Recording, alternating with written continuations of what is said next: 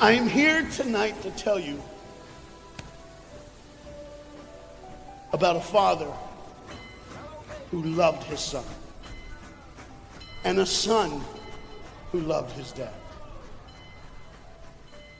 The way this story is going to unfold for you is a little bit different because I want to bring it to now. You see, a dad would go home and he would go by the school, and every now and then he would pick up his son and say, "Son, why don't you go to work with me?" The boy loved that. And when his dad would just come and pick him up, he was the happiest boy ever. He knew that he would get to spend the afternoon with his father at work, and he would get his coat and they would walk, and he would bring hot chocolate for his son for it's really cold, and they would go through. But this boy was different. This boy would see things. This boy wasn't normal. And when they were walking one afternoon going to where dad worked, this boy would notice things that other people wouldn't notice. He see things other people wouldn't see. He sees a man in a bathrobe in the middle of the street who's yelling at a second-story window. He sees a woman who's very angry at him and doesn't really want to hear what he says. This boy, as the rest of the world hustles by, he slows down. He sees the hurt and the pain. He sees the anguish and the sorrow. He sees the window closed and a desperate man trying to get his way. What he did doesn't matter. That he hurting is all that matters. And this boy would see these things. His father rushes and gets him by the hand and says, "Let's go. We'll be late." He would stop and look one more time. Can I stop his pain? Can I stop her hurt?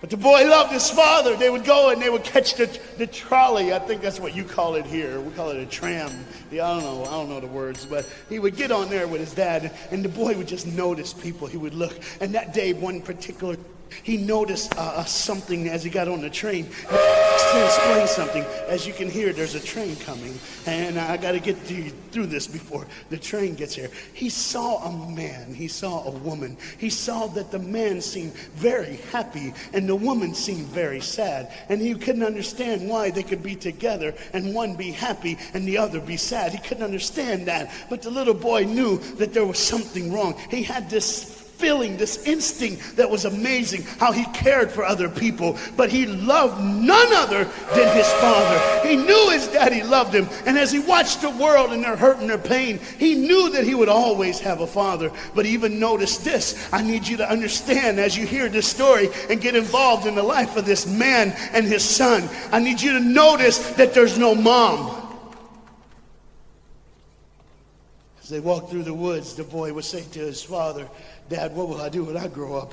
What will I get to do? Will I get a cool job like yours? How will I work?" He says, "I don't know, but I want to change the world. I want to do something great. I want to do something wonderful. I want to help people. I want to do something that could change the lives of anyone. I just want to be that great. I just want to do something good." And as he walked with his dad would say, "Son, you will be great. You will be awesome. You will change the world. Your life is going to be incredible."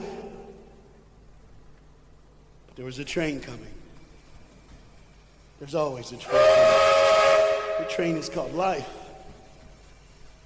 We're all on the train of life, just riding. Whether we realize the truth or not, whether we realize what's happening or not, we're all on that same train tonight. Only God has saw it fit for us to be in the same room, in the same car, for such a time as this. When they get to the edge of the train track, he could see where his father worked. You see the bridge? That's what his dad did. You see, the bridge was very, very important. Boats needed to come to the harbor to get off their goods so they could make money. But trains were coming with people going from one town to the next. Not many cars in Europe, so they couldn't use a lot of that. So many people, not enough roads, so everybody used that train to get from the town to town to get to work and to get home. And one day the train was coming by. What you have to understand is that boy loved going to work with his dad. He would stay right by the river's edge, and he would do what he loved to do the most. Let me explain that. He loved to fish. Anybody like to fish here? Oh, all the guys go, The dad looks at his boy and he says, "Son, now remember the rules. You got to stay right here because I can see you from the window right here. Don't get out of the sight of this window because you got to stay there so I know you're safe. Catch you something good to eat." But as you can hear, the train's coming. The father's job was cool. If I wasn't a preacher, I wouldn't mind doing that. Get to work. Get grease on you. Even if you didn't have to, you just squirt it on you like you feel like you did something. That's what I would do. There was a boat coming in the harbor. Timing is very essential. I'll go ahead and give you the key. The key is this. There's always a light. Everybody say light. Say it again. One more time. There's a light that the train conductor needs to see. If that light is green, he can go. If it's red, he must stop. You see, God has given us road signs in our life that we must read. Lines that tell us to go and lines that tell us to stop. Whether we read those and believe them or not is up to us. That's why some of you have fallen and you cannot get up. But tonight, that's why I'm here. The boat needed to come through, so he called, and the man said, okay, I got time. It's a long time before the train should come. So he pulls the lever, as you just saw, and the big, huge steel bridge, the gears started turning. They started cranking the steam. All of a sudden, gears are moving, and that big, huge bridge is just starting to go up. As it rises higher and higher, he has to watch and make sure everything's set, everything's good, everything's fine. As he looks out the window, he could see everything, but the dad, being a good dad, keeps one eye on his work, but the other eye on his baby. One eye on the world, but the other eye on his children. You think God doesn't know where you are? He keeps one eye on his world and one eye on his child. No matter what you've done or where you've been, it's one eye on the world, but the other eye's on you. He's watched you and he's kept you. Even though your train is coming down the track, he understands that. And even though sometimes, I'm not going to get ahead of myself.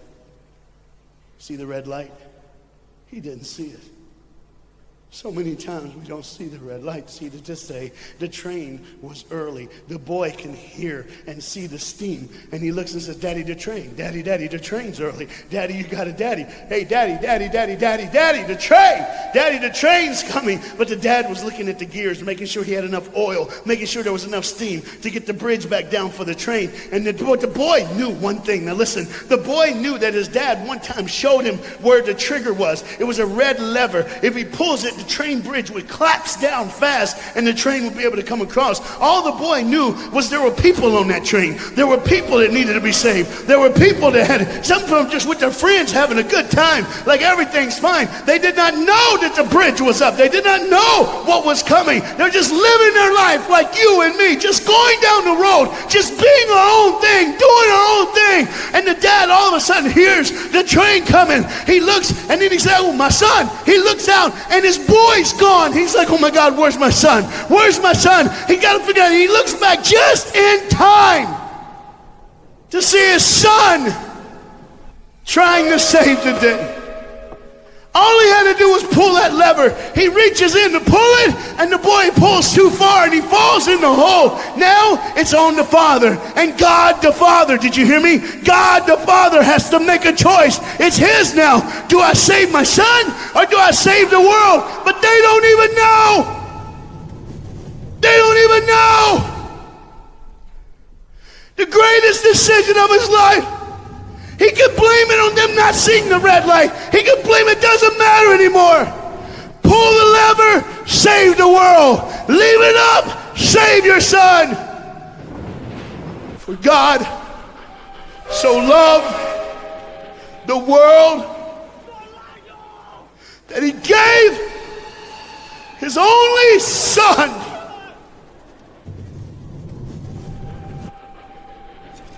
Whosoever believes in him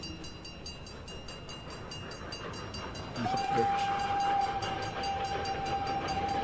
3, 2, 1.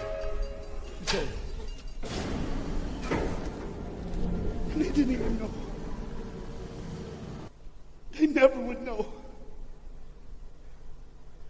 They didn't even know the train goes by. It's fine. Everything's cool. The bridge is down. Just like always. It's always going to be down. Are you hearing me tonight? He gave his only son.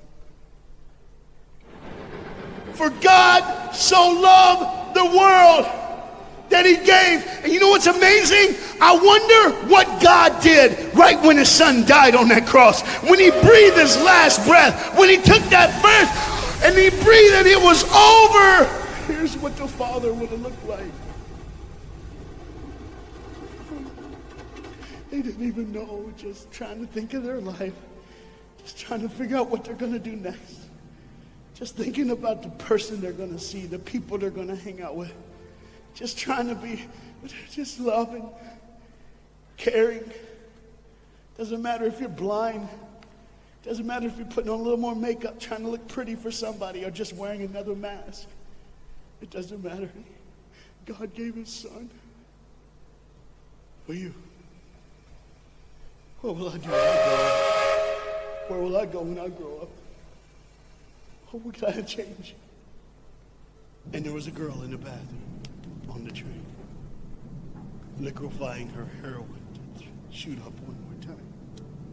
He died for her. He died for her. But in one moment, are you listening? In one moment, as the Bible says, everybody gets a chance. In one moment, to see the look of the Father when he knows when you realize what he did for you, when you realize the sacrifice, when you realize he let his son die so that you can live, when you realize what he did, no matter what you're doing, no matter where you're at in this life, no matter what you're a part of, you gotta stop. You gotta stop. Even if it's for 1 second, and think, my God, he did it for me. He did it for me. And I pray to God you drop what you're doing. Drop what you're doing. With all the pain and the hurt and the sorrow in the world, he did it for you. That's why you're so quiet. You see, the train's coming. The train's coming.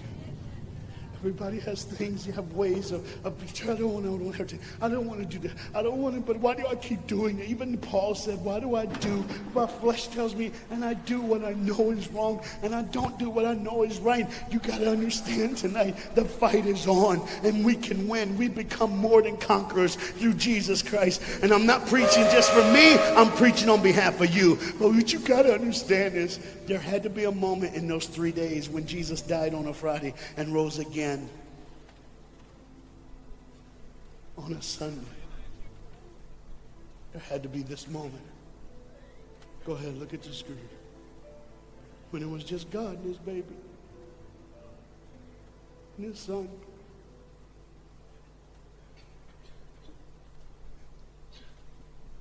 Every sin that's ever been committed in this earth is rolling through your mind right now. I'm here to tell you that as the sun sets in the afternoon, the sun will rise again. And when the sun rises again, you cannot change your past, but you can change your future. You see, it's always a different day. One day someone lives, the next day they die, the next day you wake up and you're still living. You're like, why am I going to live? Why does this have to be my turn? Why can't I? You can just preach. I could have stopped, but I need you to see the whole picture here. You see, because when God the Father gave his only son, when Jesus Christ breathed his last breath and he died, he did it in a way that you can never ever say, you don't know me, you don't understand me, God don't understand my pain, God don't understand my sorrow. You see, that's the very train that boy was on. That's the very train that he was on. And as this dad remembers, look real close. You see the pictures of the people? Bam, there they are. But there's somebody added in the picture, isn't it? Bam, there they are. Do you see who's added in it? In every face of every person, Jesus is in their life. Why? Because when you're the greatest sacrifice, you always end up in everyone's life. No matter where they are, who they are, he did it so that you can say he was there all the time, waiting patiently in line. Jesus Christ was there all the time. And the train keeps going. The train keeps coming. Train keeps moving. People keep living and people keep dying. And God the Father just watches it all. One eye on the world, the other eye on you. Some of you are starting to figure it out. You're like, what is he looking for? Just one girl. Because see, the whole horrible day, God only had his eyes on one person. And it was just a day on the street corner. When he walked by, he saw a girl with a babe. And she saw him. Do you get it? Old things are passed away. Behold, all things become new. He did it so that we can live. No matter what the sin, no matter what the pain, no matter what the sorrow, the sacrifice was perfect. It was perfect. And it was for you. And God the Father watches it all unfold. And all he can say is one word.